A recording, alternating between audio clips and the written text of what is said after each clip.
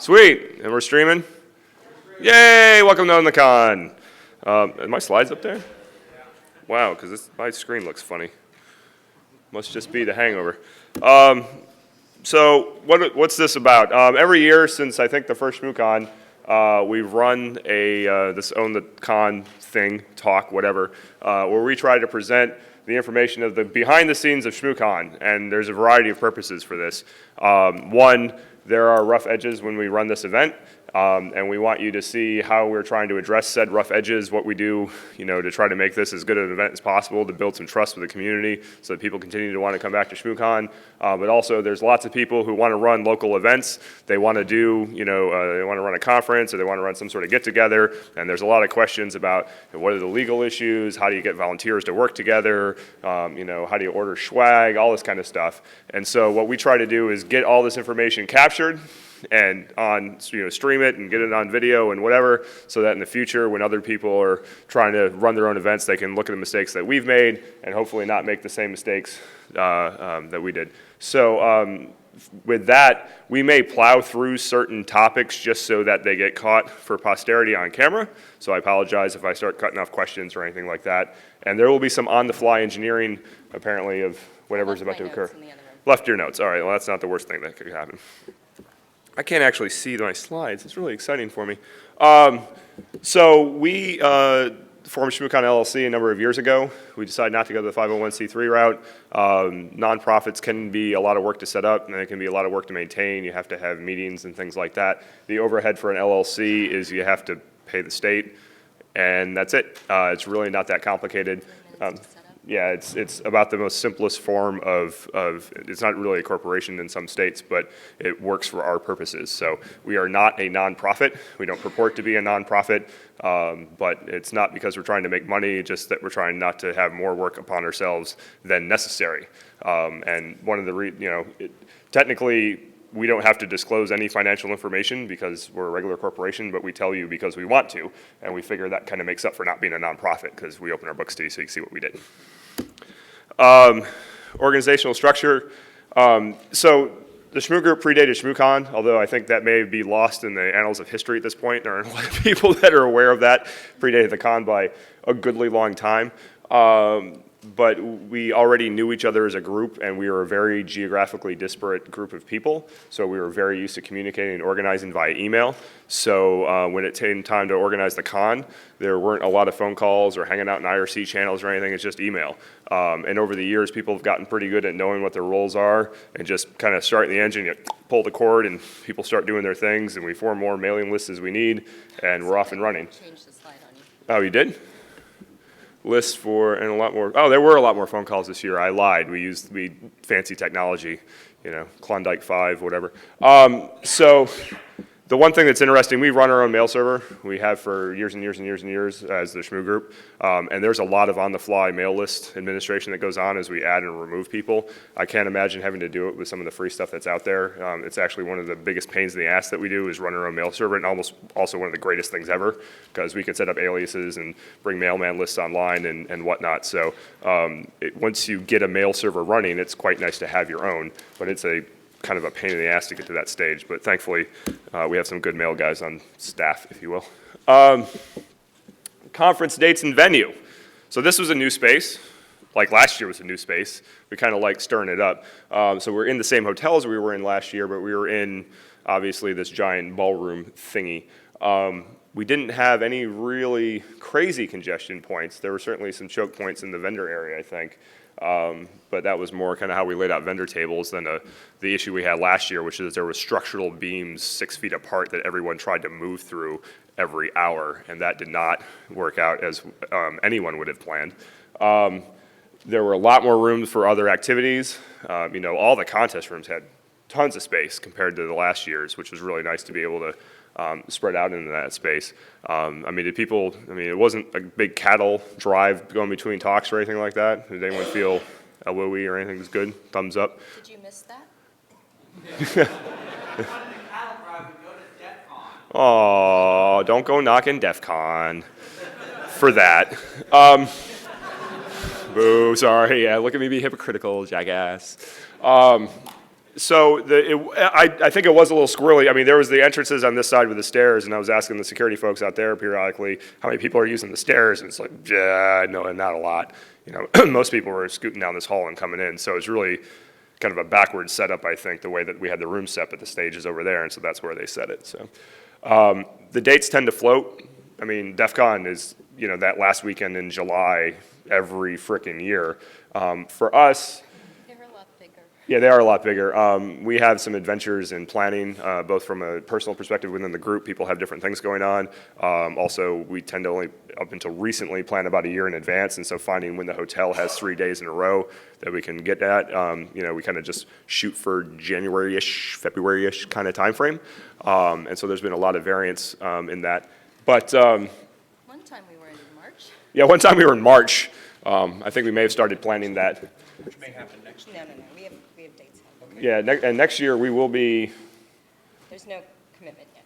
Next year is an inauguration year. For those who aren't aware, there might be a presidential election coming up. I hear the mainstream media might pick up on it soon. Giggle. And it's a challenge to plan things in D.C. around when said inauguration is going to occur, even afterwards, because I think the lobbyists then come in and all get loaded and get ready for the new administration. So there may be some shifts next year in venue. We will not be here next year. Yeah, we will not be here. We may be up the street back where we were the previous years, but then we will probably be. We will be back. We will be back here. Actually, that's in stone. We'll be back here for 2014 in this space. So in the IBR, right? Yes. Yes. So we'll be in this exact same configuration. So if you liked it this year and you don't want to experiment, just skip next year altogether.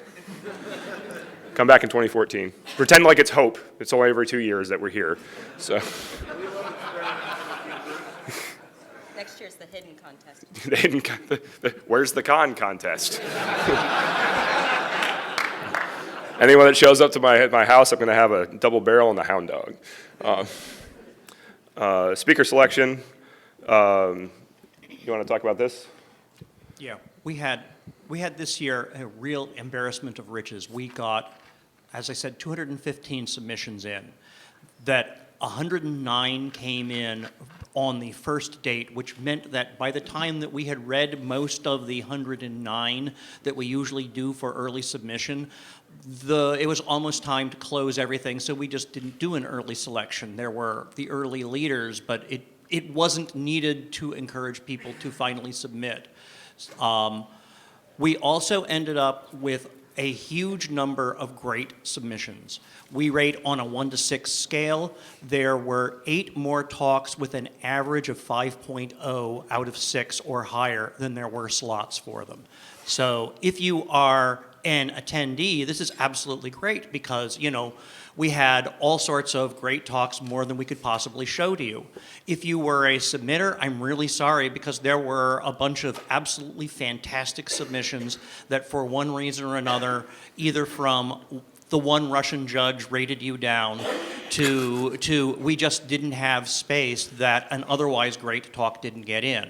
You know, please submit again for next year. You know, we really could not make this be a great con without all of the people who take a risk and take the time to submit something.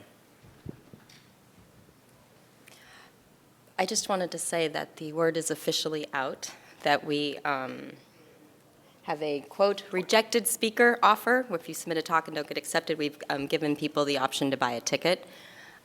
With that number going up every year, that offer is going to change, so don't assume it's a given.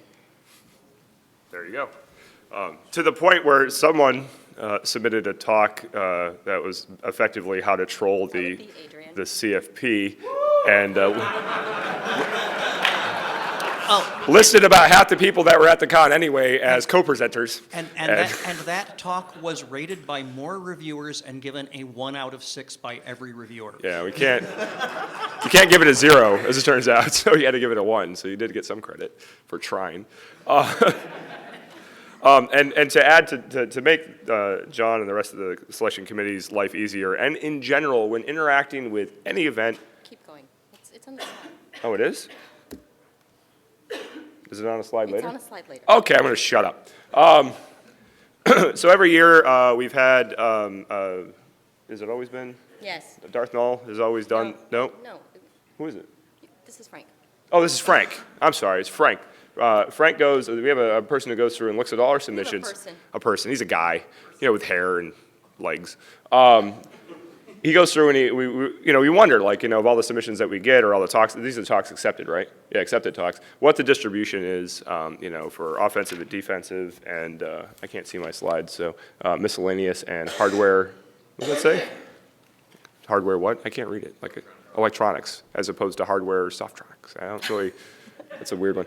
Anyway, it's an interesting trend over the years. The defensive talks, in the beginning, when we started tracking this, were actually very few and far between. It wasn't that we weren't getting necessarily a number submitted, it's just that the quality never really made the cut. And this year we had an awful lot of really high quality defensive talks, and they almost caught up to everything else, which is, from my perspective, I enjoy seeing that. Well, it's also maybe the first year that our track names actually made sense. Oh yeah, where Build It actually was about building things to protect systems as opposed to, well, it's just a bucket to put the extra break it stuff in that didn't fit. So that looks like it could be used defensively. Scoot it over there. So yeah, I mean, it was actually a really nice breakout this year and pretty even distribution, but I think part of that's attributed to the fact of the sheer number of talks that we got, and we could low level pretty reasonably between the tracks. This is submitted talks, and you'll see actually the defensive talks that were submitted were actually still a relatively small percentage compared to the rest. The miscellaneous bucket. I mean, there's a lot of miscellaneous stuff that ends up in this room and the bring it on room that comes in. So I don't know if you can read that. You can ask Frank what it says. wow. No, I can't. Miscellaneous category had more reverse engineering, malware, and smartphone exploitation. And Android development. So I'm not sure why exploitation didn't end up in what? Not handwriting. Handwriting, how to handwrite was not a submission. I find I can't do that anymore since I type so much. Anytime I have to write more than one sentence, I fail at it. So clearly Frank has failed at it as well. No, that's my handwriting. Oh, that was yours? Oh. That's cool. I need a ride home, if anybody. All right. Number of talk submissions, a nice upward trend, and actually, Why did we go down? I don't know, but that number for this year, we don't have 2012 in here. Well, no, Frank. It's okay. There's a larger bar at the end. It's just, it's hidden. Yeah, the bar at the end is twice as high as the other. Yeah.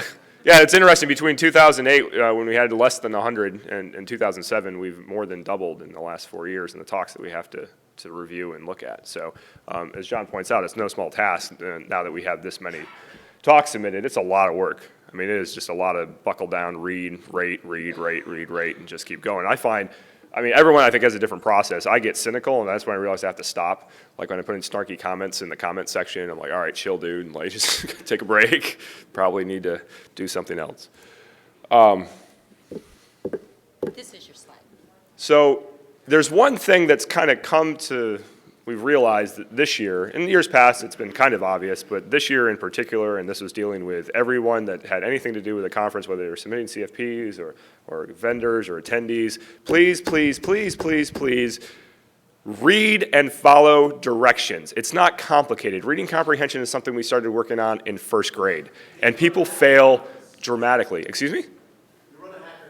I do run a hacker conference, but it turns out that if you want to participate in said hacker conference, we don't have a lot of sympathy for the "where's the venue" kind of emails. And I swear to God, we get all kinds of things that are on the website that people feel it's easier for them to email us and take our time rather than take the 5 seconds to look at the damn website to find. Well, also, if we have 200 plus submissions and your submission was a PDF file that you named .txt, it makes it harder for the reviewers to review it, and they might just go on to the next one. Yeah. There were 12 of those? Yeah. Yeah. There were ones that didn't have talk titles in them. Like, that's cool. Like, Every single one of them had a name associated. They did have names, yeah. It's weird, like what people would miss in their write-ups, and sometimes the write-ups are just a miss altogether. Like you're like, wow, that.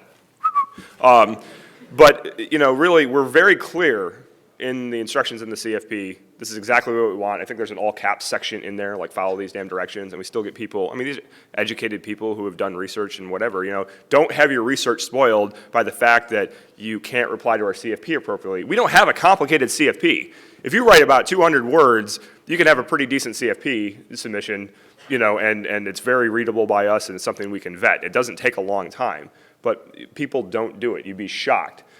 So please, please, please, if wherever you submit, if you go out and you're going to be involved in another conference, please just take the time to read, because your information gets bundled up with hundreds of other people's information, and if the reviewers can't divine what the hell it is because you haven't given them all the information, it's going to go in the bucket. You don't have a good chance of making the cut. And please, spell ShmooCon correctly. Please God, even McAfee the other day tweeted that they were going to be at ShmooCon, and they'd retweeted something else where the ShmooCon was spelled correctly, and then they misspelled it in their tweet. And I'm like, there's only one C, and it's in the con part. We're not the British spelling of ShmooCon. Maybe there's a corresponding ShmooCon in the UK where they use a C. I don't know. But all right, that's an absolutely blank slide.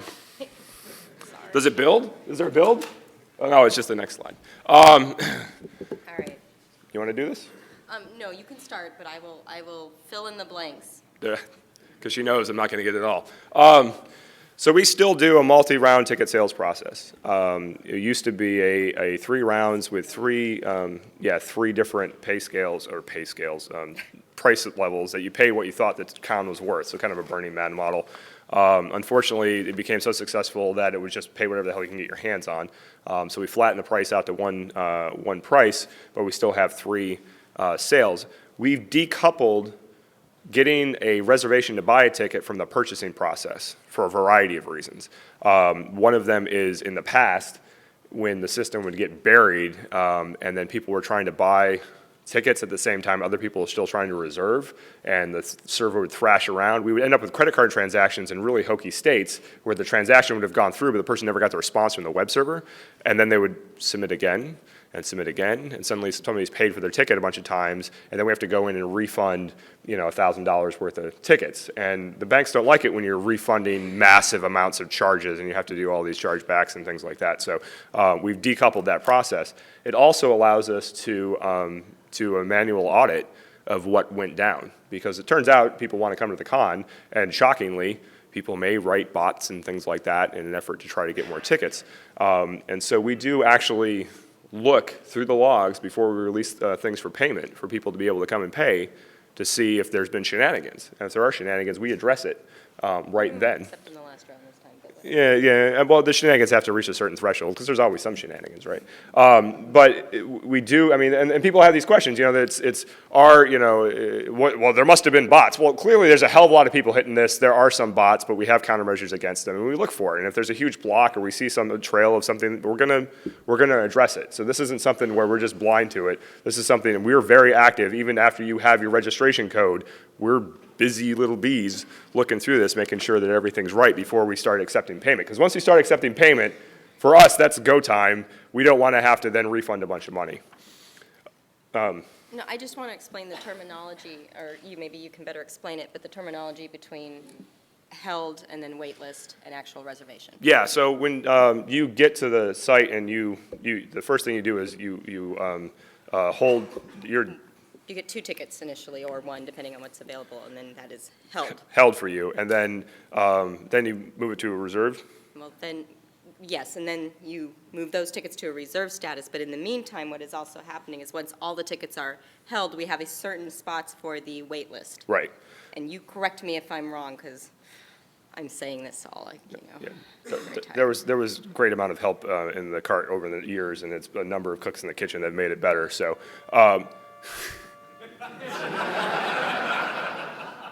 I'm glad that one doesn't have horns.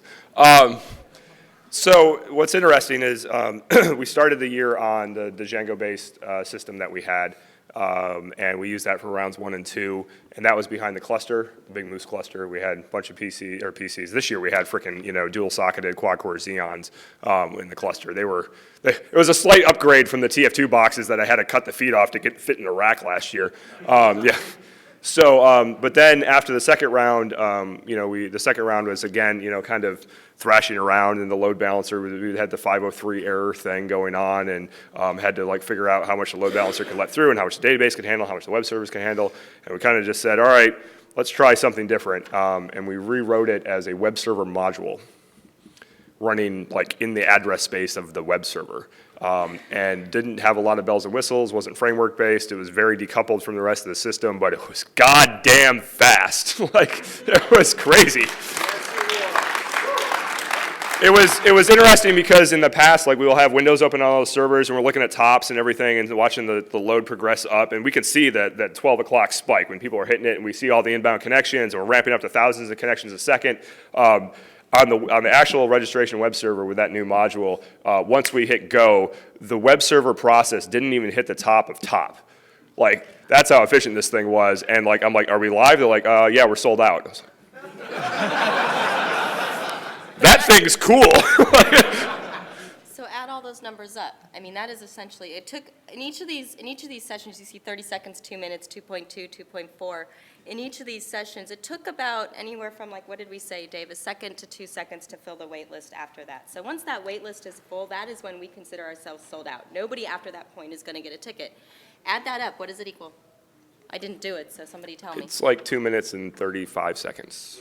Yeah, something like that. So. Okay. I realize that those numbers are not going to add up to the numbers you're going to see here in a little bit, and we'll explain why, but. She'll explain why. I'm not going to. What? 1,400 tickets? Oh, right, yeah, and then there's that. So anyway, I think we have a pretty good foundation for next year as far as getting past the F5, 503 excitement that we've had in years past and the Moose cluster failing. So we'll, yeah, what? Go ahead. Okay, we're going to have new problems, I'm sure. But I think that this boogeyman that's been on our back for a long time, I think we could, hopefully can put to rest, and we'll see what fun we can have next year. And I don't know if they're all in this room, but there are, Sorry. there are essentially 3 people who have put a lot of their blood, sweat, and tears into this, let's call it a project. And it's Dave and Kaz and Ben Laurie, who I don't think, he's probably sleeping. Anyway, so we are. Yay, guys! Love them.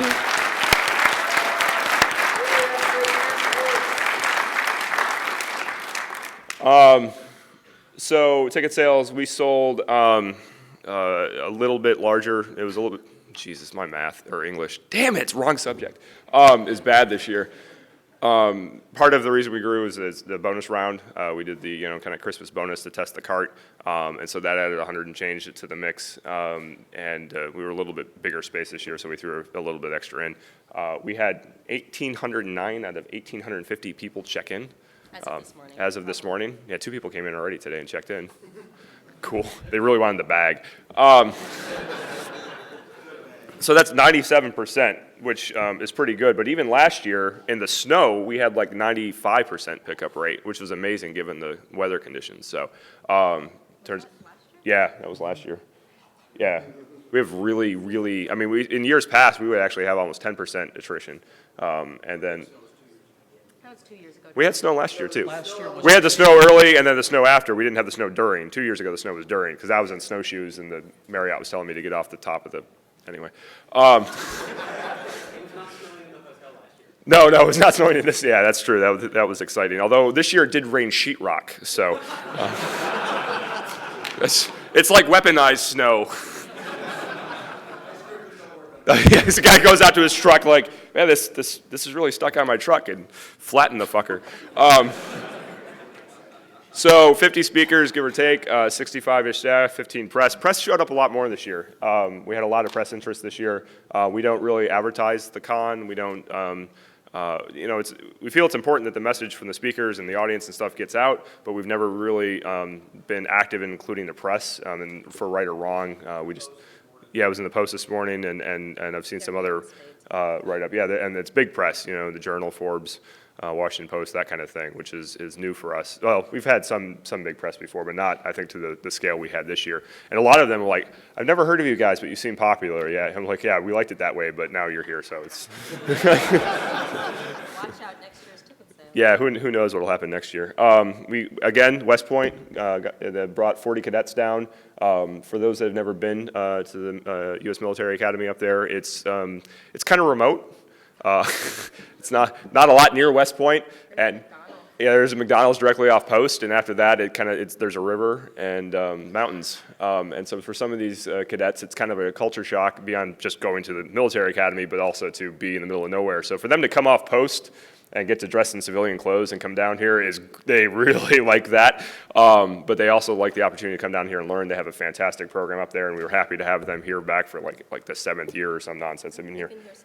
They may have been here, yeah, since ShmooCon 1, so that's fantastic, and we like being able to provide that to the Army. And they have spoken, yeah, almost every year for the last 3 or 4 years, so go Army.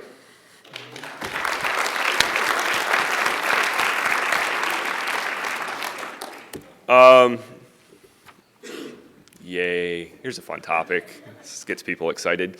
eBay. Third-party ticket sales, the aftermarket, whatever you want to call it, we don't control what happens to the tickets by design. We don't want to get involved. We don't want to control you. If your buddy wants to come see a talk, you can hand him your ticket. I can't make it, you hand someone your barcode. We don't arbitrate that. We don't want to get involved. It keeps our overhead low. Because honestly, when it comes to ticket mangling and going back and forth, that pretty much falls to her. And she has to administer all that. And so when something happens, it takes a long time to unwind ticket issues and when we're trying to do other things. And so in general, it's just easier. The ticket's anonymous. You do whatever the hell you want with it.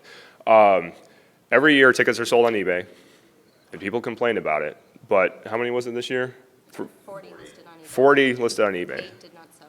8 did not sell. So approximately 3% of the ticket sales ended up on eBay. Okay, it's not a massive number. It's a little larger than last year. I think last year we were around 2% of the tickets ended up on eBay.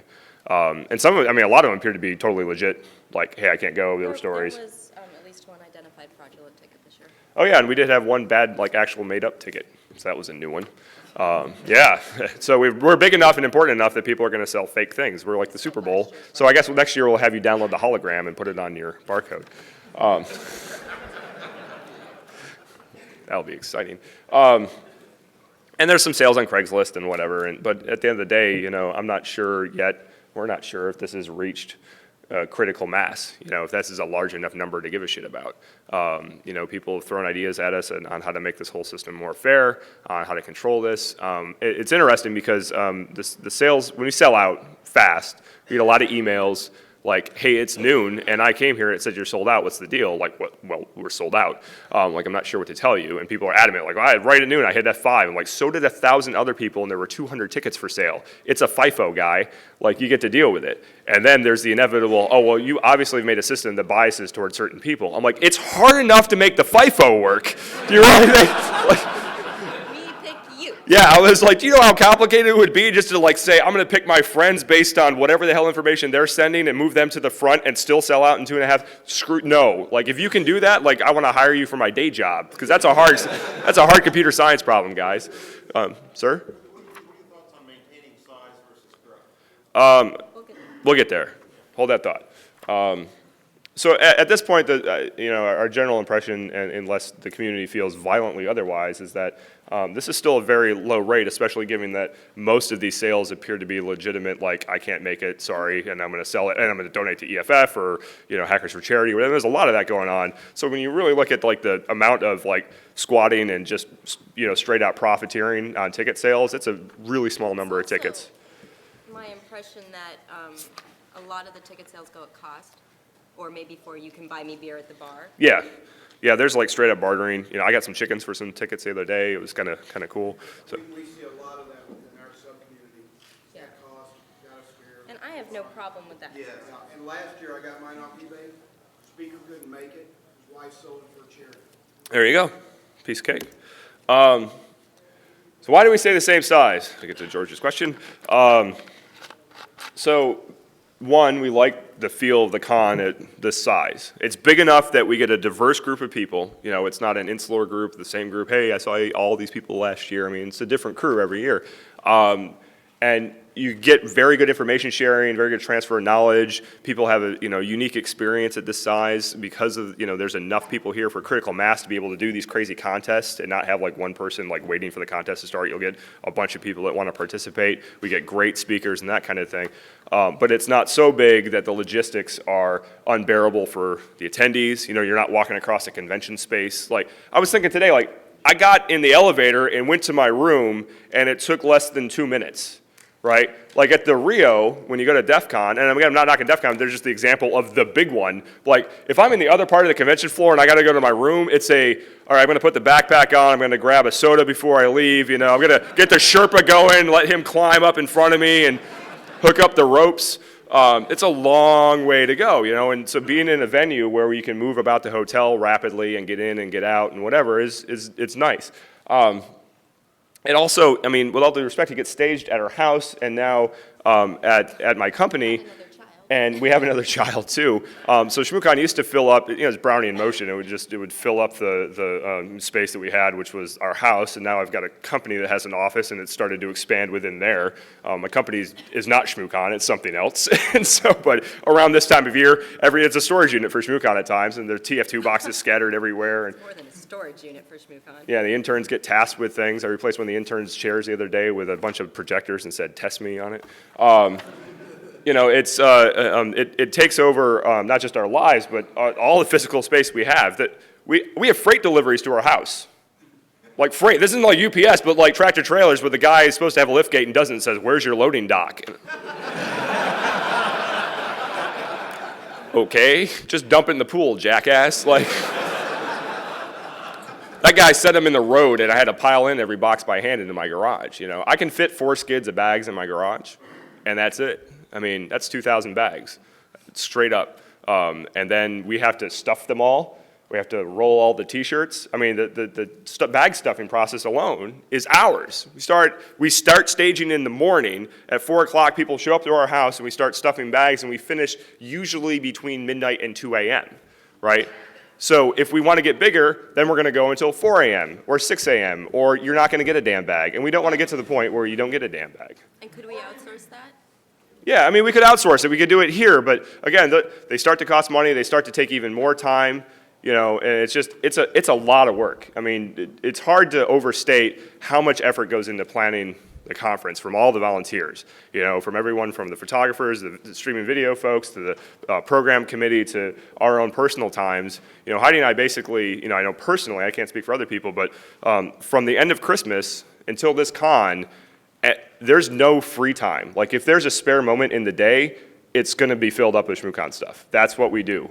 I have another job, I do it, and then I work on this. Heidi works on this and takes care of our kids. We wake up at 6 a.m., we do this, we go to bed at midnight, wash, rinse, repeat 7 days a week for a month, right? It's a lot of work. And so there's a bit of selfishness in here that if we got much bigger, it would pretty much nuke from Thanksgiving on, and I at least like my turkey, so screw that. No more Shmooball. Shmooball's been dead for 2 years. Came back virtually this year with the Moose. The Moose is clearly a work in progress. I think one of the biggest feedbacks we've heard about is there needs to be more instantaneous feedback. The speaker said something you don't like, the Moose should respond instantly. It shouldn't be like the speaker said something you didn't like 10 minutes ago, and then the Moose goes off, and everyone's like, well, that's just annoying. I still think it's funny. I think I'm the only guy, like every time I get outside, I'm like, I'm giggling, and like no one else is giggling. I'm like, oh, God. I guess I'm a troll at heart. I'm not really sure. I'm hearing rumor that next year, in order to actually throw your Shmooball, you will actually have to shake your phone. So, which I envision will be like Wii 1.0 problems, oh gosh. Except instead of going through the TV, it's going to go into the head of the person in front of you. Yeah, exactly. We'll see. We'll play with it. I mean, but the goal again is to foster audience interaction, and this was kind of a grand experiment to try something totally different than we've tried before. And I think that from that perspective, it was interesting. And like all experiments, I mean, there's successful parts and unsuccessful parts. And we learned a lot. And we dreamed this up one night at December 27th. Yeah, it was pretty late in the game, and honestly, the 757 crew, are any of them in here? One. They're all manning their Moose. Oh, they probably are Manny the Moose. These guys put it together. There's one guy, but he has many personas. And they put this together over the last month. They worked really hard, including buying things from Harbor Freight. One of the problems they had while the air horns didn't work is because their relays, they're 40 amp relays on those air compressors that blow the horns. And they bought 40 amp relays and they blew them out instantly. And after when they were out looking for the other relays at like Radio Shack, they took the relays that they bought and opened them up. And inside the 40 amp relay was a circuit board with a 5 amp relay soldered onto it. Technically not a 40 amp relay for the EEs in the room. So anyway, there's some challenges that had to be overcome, supply chain, corruption notwithstanding. So it's a work in progress, but I have a lot of faith. Oh, and I got to thank the Mobile Disco crew for griefing it right off the bat. They even had an iPhone app to grief it.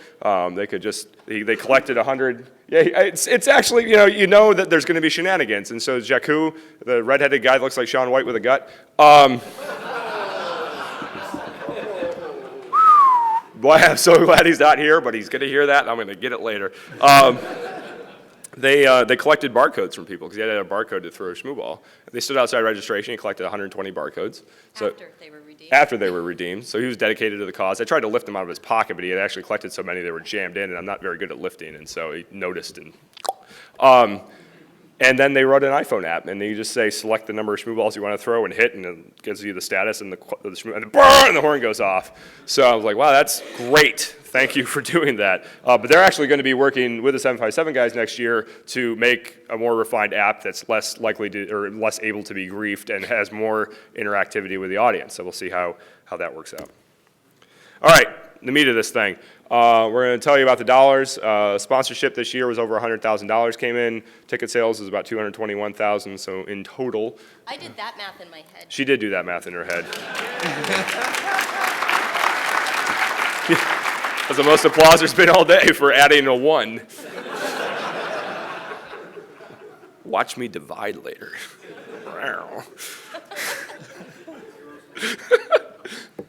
I've had too much caffeine. Here's what we spent. I'm not going to go read this because you're capable of reading. But we spent about $210,000. We are insured for like the 3rd year in a row. Yay. That's peace of mind, I tell you what. These slides will be posted online, so people don't need to go crazy transcribing. Again, this just gives you an idea of scale. The hotel space, a lot of it gets covered by the room commitments that we make. One of the biggest problems we have with the way that we run the conference is since we don't ask you who you are when you show up, if you register outside the block, we don't really have a clear way of tracking you. And so one of the trade-offs we make is, hey, please let us know if you've registered and you're outside our block because you found cheaper rooms somehow so that we can get... Well, and let's talk about that.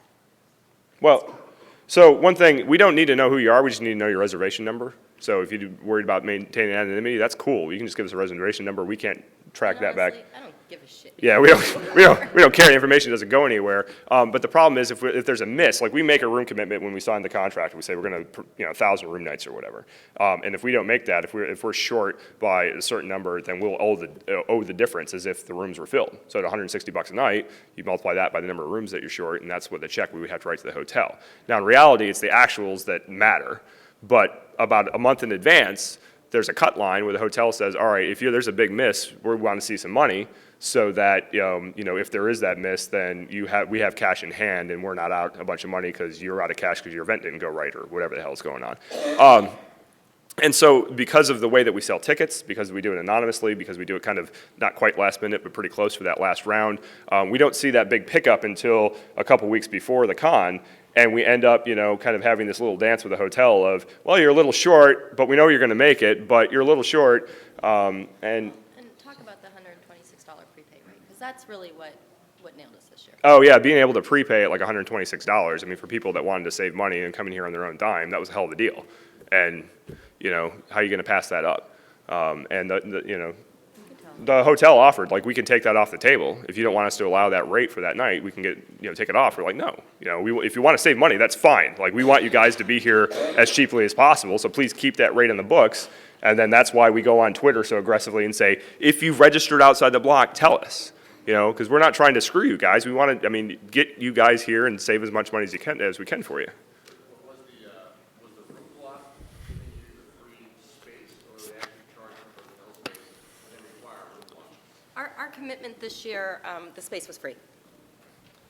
Yeah, I mean, for as big as this hotel is, when we put 1,000 room nights or whatever on the books, then we get the space for free. And we commit for 1,000 room nights, we only have to make 80%, that's pretty standard, so Yeah, but we still have to pay for, internet, $10,000. this stuff. Yeah, internet's not cheap in hotels. $10,000. Yeah, and all this, every extension cord that we ask for because we're short, and every easel we ask for, and every whatever, I mean, boom, it's a big bill. And it's funny because, we wanted to use the overhead speakers in the TF2 room for the Hack Fortress stuff, and one of the PSAV guys came in and plugged it in, and the other PSAV guy came in and said, that's $600 to use that for the weekend. And we're like, I'm playing from the wall. We'll use the speakers we brought, thanks. So it's stuff like that where, that's the way the hotels make money on events. It's not the space. They make that up in the rooms. It's all the services associated with it. One of the challenges I found is that the reduction in rate you get can actually be better for like AAA than the comp rate. Yeah, the AAA rate was $10 less. So I'm part of like if you've got a block, right, you got to fill your numbers with people who are seeing the AAA rate, you're not getting. We're not getting, there's a lot of ways people could get rooms without being on it. And People are required to book through their corporate travel, same thing. yeah, we won't see it. Yeah. And in reality, these rates are set way in advance. Oh, wow, I'm running late on time. So, yeah.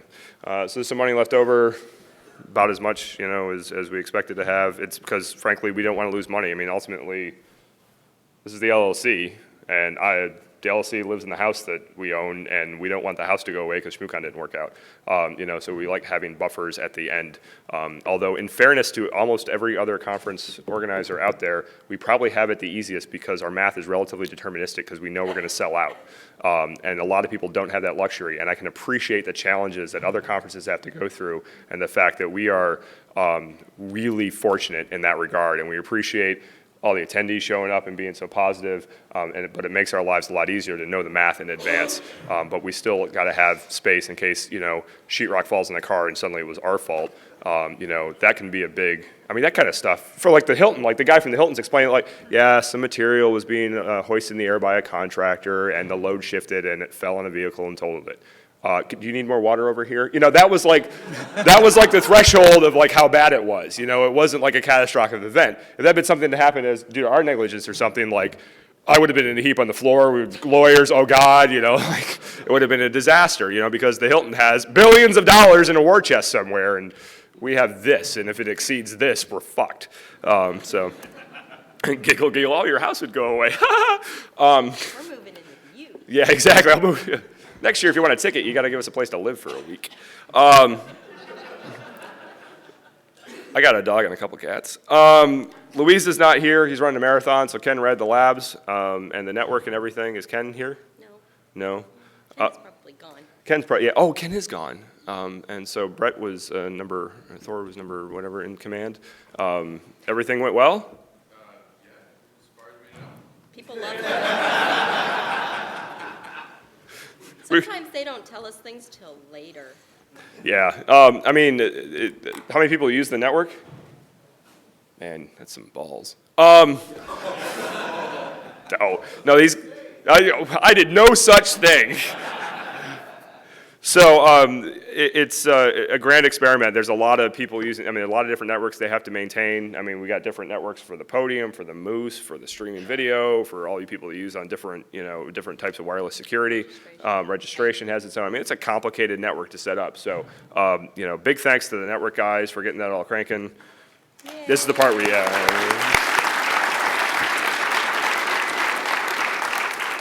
another area that we're really fortunate in is on-site registration. The system that was originally designed by CAS has continued to be used over the years.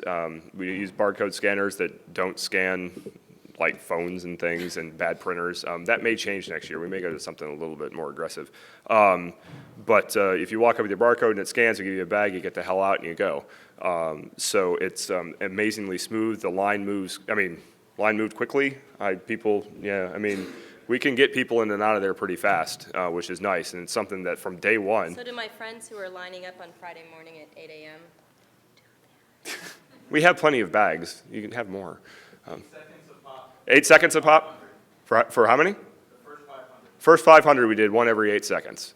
So that's pretty. And another reason why we want to keep it anonymous, we don't want to take time and look at your goddamn driver's license. Like, just scan it and get the hell out, So 8 seconds a pop. The registration team works really hard. And again, there's a lot of work that goes on behind the scenes to make that moment happen so that there's just a nonstop flow of bags and the barcodes are being scanned and the database is updated. I mean, it's pretty amazing system. So thanks for putting that together.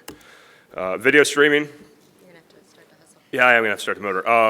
It's been going well, streaming people. So, and the internet folks, I think I've totally ignored the internet, so I'm just going to assume it went well because of the internet, and I can just assume things about it.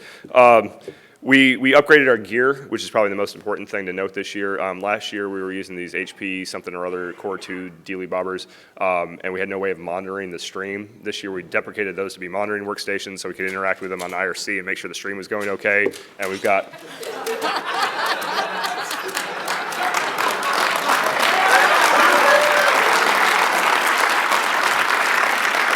Anybody need a male child aged 9? We are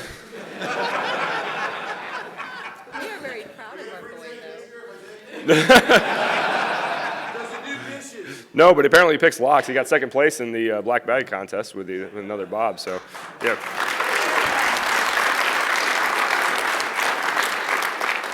Anyway, the new laptops are i7s with a lot of memory, and they worked well. Okay, good.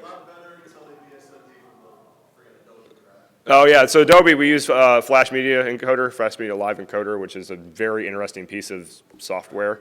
And the A to D converters that are USB based are very interesting pieces of hardware. And I swear to God, like this stuff, it's not fun. I spent hours over the last couple weeks troubleshooting this so that it would work when we got here. But you can get it to work, and anyone that wants to stream, you can email us and we can give you the secret sauce so you can at least learn from our mistakes on that.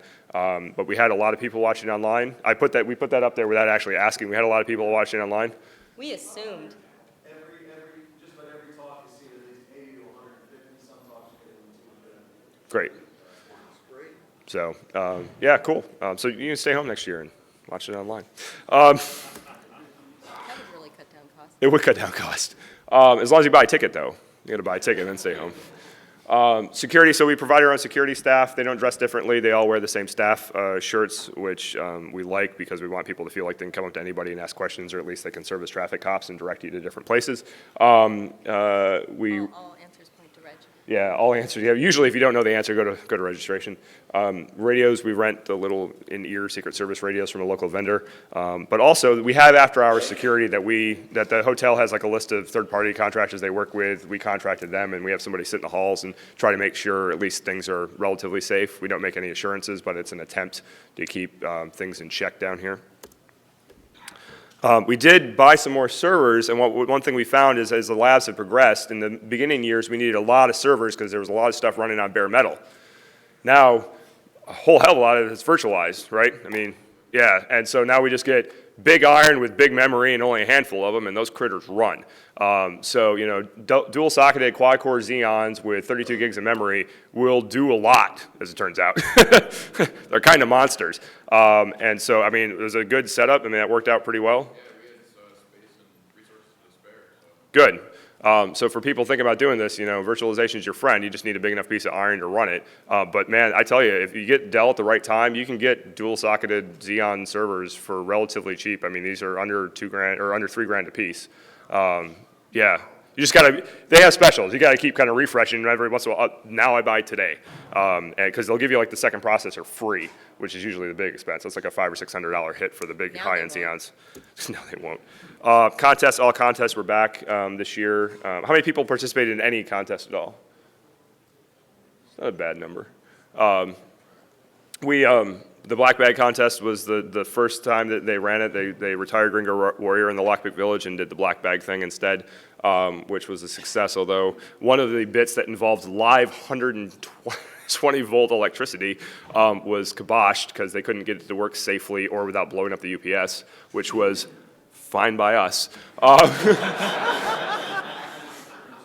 Yeah, they talk about insurance. We didn't tell the insurance underwriter, hey, by the way, there'll be bare metal wires with electricity running through it, and no. So anyway, well, these contests will be back. Hack Fortress, we had to turn people away. I know during signups, Gits had a lot of people online playing. So again, hammer's going down.